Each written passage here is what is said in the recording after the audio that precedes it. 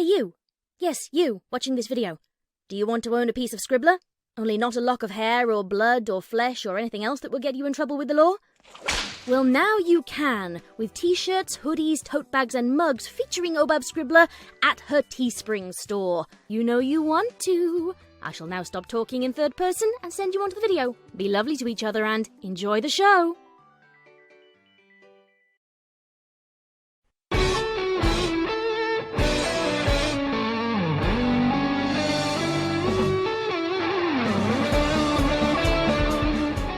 Ponytails. Read by Scribbler.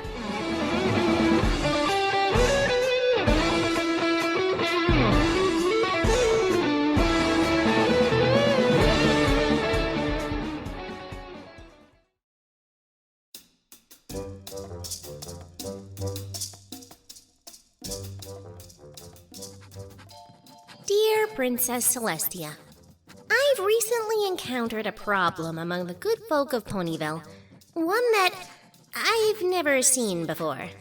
Many ponies have gotten it in their heads that the world is going to end on Friday, and that a white-coated, red-haired alicorn will descend from the skies and obliterate all of existence. Many ponies have built shelters and other means of protection to shield themselves from the coming end of days, and I've had ponies pouring in and out of the library to check out the most ridiculous conspiracy theory nonsense about predictions by every pony from Star Swirl the Bearded to the Antelopes. It's become so widespread that I've decided to take action. I've started a project that shall be dubbed Information Project 2280. I'll think of a better name later. And shall present it to the town of Ponyville when it's ready. This is why I'm writing this letter. I know over your long rule there have probably been other widespread panics like this, but I found information on them to be painfully scarce. If it's not too much trouble, could you give me some past examples of scares like these to help me on my project? Your faithful student, Twilight Sparkle. Dear Twilight Sparkle, you are indeed correct in your assumption that misinformed notions about the end of the world coming to pass being widespread in this fair country from time to time. In fact, this happens almost every 60 years. There was the Dragon Scare, the Sea Pony Conspiracy, and many others. I must admit that it's a little worse this time due to the return of Discord, Nightmare Moon, King Sombra, and their changeling attack. But when the day passes, ponies will return to their lives as usual. However, Twilight, I must warn you that your project might cause more harm than good.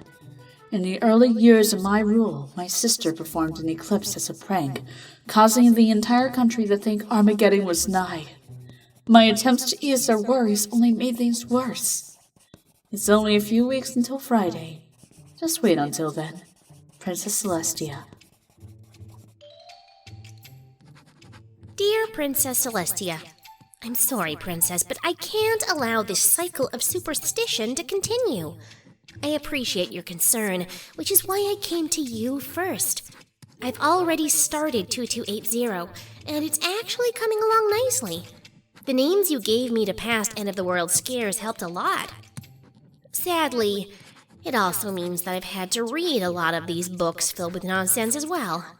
Crystal Pen, Bomb Shelter, and Black Wing are the worst of the three. Can you believe that some ponies think you're actually an albino zebra controlled by banking ponies? Ridiculous! The para-historical books are hardly any better. Half of them say that ponies were created by aliens, and the other half say that reality doesn't even exist, and the only way to escape it is to eat a lot of poison joke. Don't worry, Princess. I'll take every precaution to nullify increased fear. Twilight Sparkle. Dear Twilight Sparkle, if I had a bid for every web of conspiracy some ponies put me in the center of.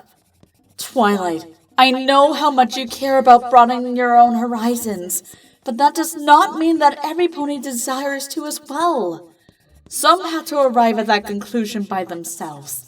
and no amount of reasoning or charge will dissuade them from something they heard from their friends or relatives. I implore you, cease this project now, as it's only going to be trouble. And when you're done, send a few of those crazy books to me. They're funny. Princess Celestia. Dear Princess Celestia, sorry that I haven't replied in 2 weeks. 2280 got stalled and I had to resort to getting loans from other libraries to cover for me. I had to get a few more of those crazy books as well. 101 Ways to Build a Shelter with Your Bare Hooves, The End of Magic, plus a bunch of other stuff by Blackwing. The basics, really. The more I read these things, the more I hope to understand the mindset of ponies like this, and prepare an even better presentation to Ponyville explaining exactly why their fears are unfounded and they should return to their daily lives. Trust me, Princess, I know what I'm doing, and I've given Spike explicit orders to terminate the project if it gets out of hoof. I won't let you down. Twilight Sparkle. P.S. Twilight's been acting weird, Princess. She's got like a whole web of notes on the back wall and keeps talking to herself. Spike. Dear Princess Celestia, it's Spike. I told Twilight Sparkle to stop the project like she asked me to in case it started making her crazy. When she started saying that Equestria is controlled by changeling banksters, I had to say something, but she just ignored me. She's locked herself in her room and keeps saying that she's preparing for the apocalypse. Talk some sense into her, Princess. Spike. Dear Princess Celestia, if that even is your real name, I can't believe how blind I've been until now. Just one day until Friday, and all the deception and lies you've built around me for years will be shattered, and ponykind will ascend to a new level of understanding, and there's nothing you can do to stop me. Don't try coming over and filling my head with more darkness. I've teleported to a secret bunker where even you can't find me. Tomorrow will be the Friday, and your reign of terror will continue no longer. Your free student, Twilight Sparkle. Dear Princess Celestia, well, it's Saturday now, and I'm still looking in the dictionary for better words to use for an official apology. In the meantime, please believe that I'm returning all those books and burning Project 2280. I also let Spike out of the closet. You're very sorry, student. Twilight Sparkle. Dear Twilight Sparkle, you're forgiven. If only because dumb is infectious. Princess Celestia.